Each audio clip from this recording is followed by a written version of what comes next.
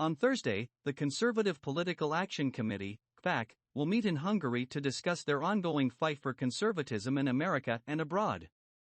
Hungary's authoritarian Prime Minister, Viktor Orbán, is featured as a keynote speaker. Apart from his Christian nationalism, anti-Semitism, and homophobia, a major characteristic U.S. conservatives find endearing in Orbán is his success in silencing the academic left, something the American right has long wanted to do. But there's a great historical irony about conservatives' embrace of Orbán.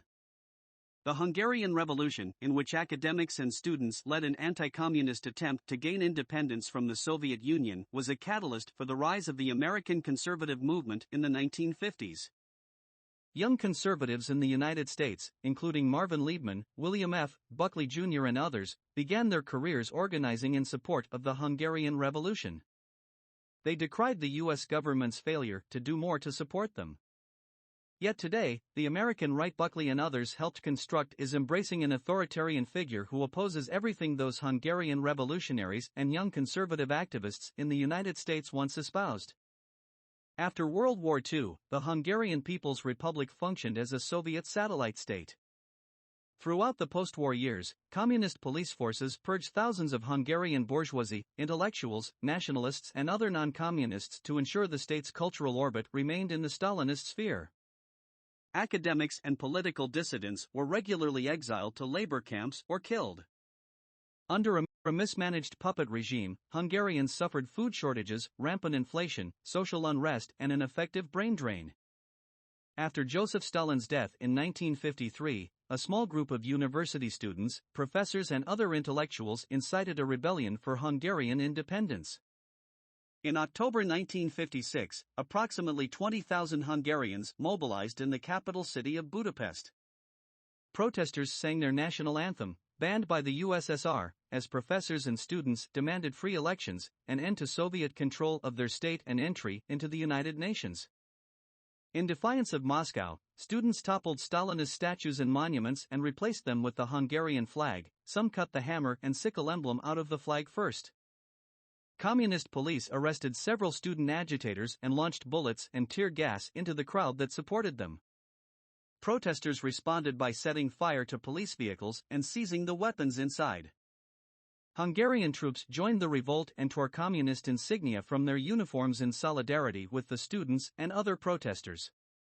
Within hours, Soviet tanks descended upon Budapest.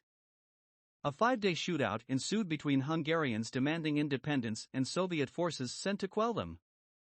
The rebellion quickly spread across Hungary, and by the end of that October, Soviet forces appeared to retreat. Hungarians chose a new prime minister, the reform-minded Imre Nagy, who immediately withdrew Hungary from the Warsaw Pact that bound the country to the Soviet Union. For a few days, the rebellion appeared to have become a successful revolution until Soviet forces returned in greater numbers and ultimately crushed the resistance. The attempted revolution ended up lasting less than 3 weeks. Soviet troops killed approximately 20,000 Hungarians and authorities arrested 22,000 more. They later executed more than 200, including Nagy, after Soviet courts found them guilty of war crimes. From the beginning to the end of the conflict, 250,000 Hungarians fled their homeland as political refugees. Most of those killed, arrested, or escaped were under age 30. 2 additional generations of Hungarians endured life under the Soviet regime until their country's independence in 1989. Soviet aggression horrified Americans who shared the rebels' fervent anti-communism and understood their desire for independence. U.S. inaction equally outraged American anti-communists who were closely following media coverage of the uprising. President Dwight D. Eisenhower's refusal to do more to support the rebellion particularly inflamed the American right's youngest troops. They saw themselves in Hungary's student rebellion leaders. According to young people on the right, the United States, for all its Cold War rhetoric about liberty and freedom in support of the revolution, did not adequately respond to, in the words of historian Gregory Schneider, the Soviet rape of Hungary. The apparent stalemate in what should have been a proxy war was unfathomable. These students quickly assembled ad hoc committees to demand that the Eisenhower administration intervene. Among the leaders of these committees was a former communist who would go on to become a foundational leader in the modern conservative movement, Marvin Liebman.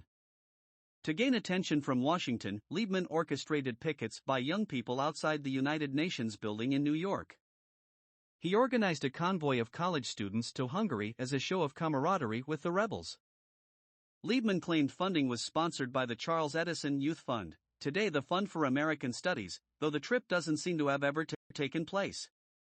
William F. Buckley Jr., a near-divine figure for young right-wingers in the mid-1950s because of his book, God and Men at Yale, and his new, fledgling conservative magazine, National Review, directed Catholic support for the uprising. He highlighted the Soviet torture of Cardinal Josef Mindszenty as an enemy of the communist state. Elsewhere, anti-communist students at the University of Wisconsin sponsored lectures on the Hungarian Revolution and hosted film showings of Animal Farm, 1954, as a warning to students about life under Stalinism. Students from the Intercollegiate Studies Institute, ISI, welcomed nationalist orchestrators of the Hungarian Rebellion to speak to American college audiences. Others signed petitions calling for the United Nations to impose economic sanctions against the Soviet Union.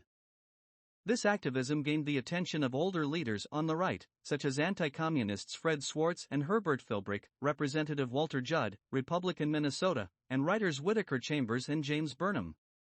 These older men provided mentorship to the next generation. They appeared as invited speakers at the students' events and offered their endorsements on fundraising literature. Over the next few years, sympathetic congressmen even agreed to sponsor anti-communist legislation drafted by the students. This tutelage helped turn many of those young activists rallying in support of the Hungarian Revolution into key players in the nascent conservative movement. Liebman went on to be one of the right's most successful fundraisers, and one of its few gay activists. He and Buckley were experts at assembling students in right-wing organizations, most notoriously in Young Americans for Freedom, YAF, which they founded in 1960.